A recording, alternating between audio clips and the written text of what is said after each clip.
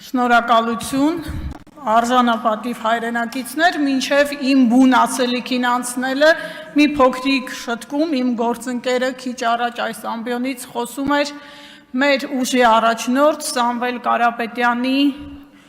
գործողությունների մասին, որոնք ուղղված են եղել հայկական բանակին, ես ճշգրտում մտցնեմ, խոսքը հումանիտար օգնության մասին է, իսկ հիմա իմ բուն ասելիքը,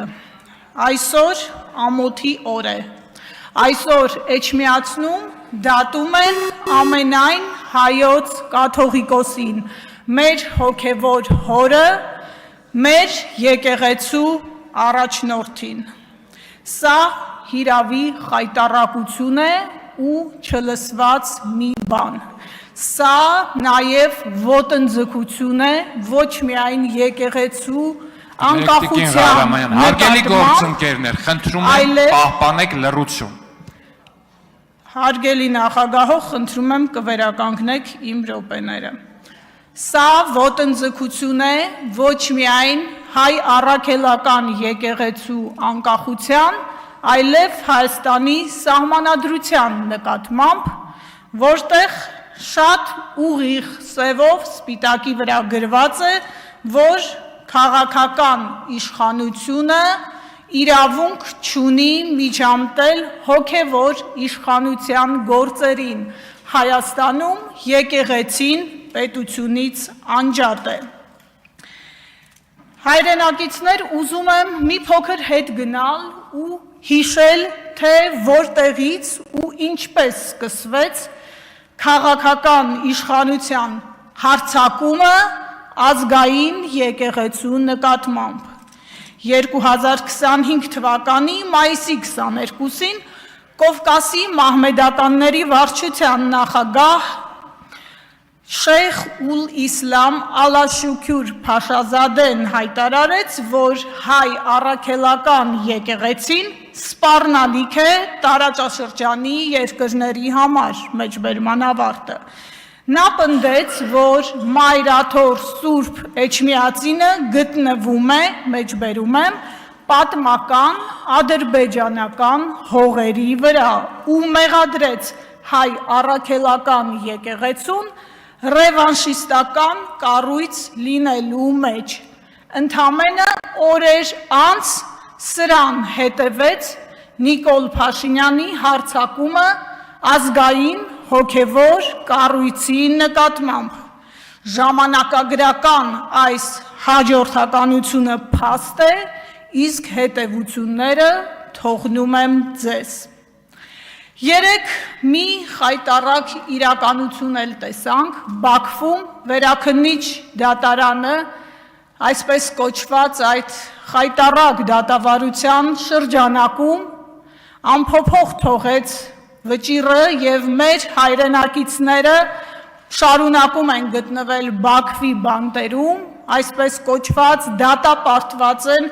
ամենածանր հանցանքների համար, ընդհուպ մինչև ցմահ ազատազրկում։ Գուցե հարցնեք, թե այս երկու իրադարձությունները ինչ կապ կարող են ունենալ։ Այս երկու իրադարձությունները վկայում են մի բանի մասին, ՔՊԱ-կան իշխանությունը ձախողել է։ Նա ձախողել է երկրի ներսում, հասարակական համերաշխություն ստեղծելու հարցում, նա ձախողել է արտաքին հարթակում երկրի ազգային պետական շահերը սպասարկելու առումով և այս փաստը ևս մի անգամ վկայում է, որ Հայաստանին իրապես փոփոխություն է անհրաժեշտ։ Հայաստանը կարիք ունի իշխանության, որը սպասարկելու է մեր ազգային շահը։ Հիմա իմ գործընկերոջ ազգային ժողովի փոխնախագահ առաջադրվելու մասին, պարոն Վարդևանյան, ձեր երեկվա փայլուն ելույթը և հիրավի մաստեր կլասը ցույց տվեց, որ երևի առավել ներկայացման կարիք չունեք, բայց ես այդուհանդերձ մի փոքր կխոսեմ ձեր մասին, իսկ մինչև այդ Իշխանական գործընկերներին ուզում եմ հիշեցնել, որ հռետորական արվեստը խոսքը գեղեցիկ, համոզիչ ու ազդեցիկ ձևակերպելու կարողությունն է եւ ունակությունը, ինչին փայլուն տիրապետում է իմ գործընկերը։ Հռետորական արվեստը Տիկին Դավոյան իր մեջ ներառում է խոսքը տրամաբանական կառուցելու, համոզիչ ներկայացնելու, ձայնի, տոնի, ժեստիկուլյացիայի, ինտոնացիայի ճիշտ համադրումը, ինչին ամենայն հարգանքով դուք ցավոք չեք տիրապետում։ Հիմա պարոն Վարդևանյանի մասին, որին ճանաչում եմ, երբ նա աշխատում էր մարդու իրավունքների պաշտպանի գրասենյակում, սկզբունքային մասնագետ, լավագույն փաստաբաններից մեկը Հայաստանում, որը իր գործունեության ամբողջ ժամանակահատվածում ու հատկապես վերջին 8 տարիներին, երբ Հայաստանում գրեթե ամեն օր ոտնահարվում են օրենքներն ու սահմանադրությունը, եղել է դրանց պաշտպանության կողքին։ Նա եղել է հալածվողների, հետապնդվողների կողքին։ Իր գործի մի ահռելի մասը իրականացրել է անվարձահատույց եւ չի խոսել այդ մասին։ Հանրային ընկալումներում իհարկե հիշվում են աղմկահարույց եւ քաղաքական հնչեղություն ունեցող գործերը,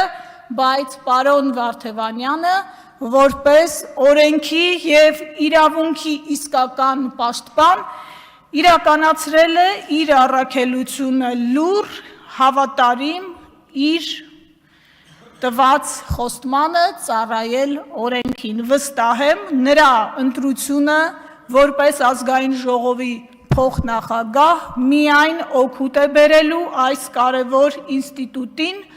բարձրացնելու է նրա արդյունավետությունը եւ բարձրացնելու է նրա ցավոք ընկած վարկանիշը, ես դրանում վստահ եմ, պարոն Վարդևանյան։ Քանի դեռ ժամանակ ունեմ, կարճ անդրադառնամ պարոն Աղաջանյանի երեկվա մի դիտարկման, երբ դուք նշում էիք, թե այսպես կոչված ադրբեջանցիների վերադարձի հարցը կրկին մենք ենք օրակարգ բերել, անընդհատ խոսում ենք դրա մասին, ես ուզում եմ ձեզ մի բան հիշեցնել, այդ հարցը Հայաստանի առջև մինչև ձեր իշխանության գալը երբեք չի դրվել որևէ մակարդակում։ Այդ հարցը Ադրբեջանում պետական մակարդակի է բարձրացվել 2024 թվականի դեկտեմբերին, հաջորդիվ 25-26 թվականներին պետական մակարդակով սպասարկվել է եւ հետեւողականորեն իրականացվել տարբեր ճանապարհներով, ընդհուպ մինչև համայնք ստեղծել,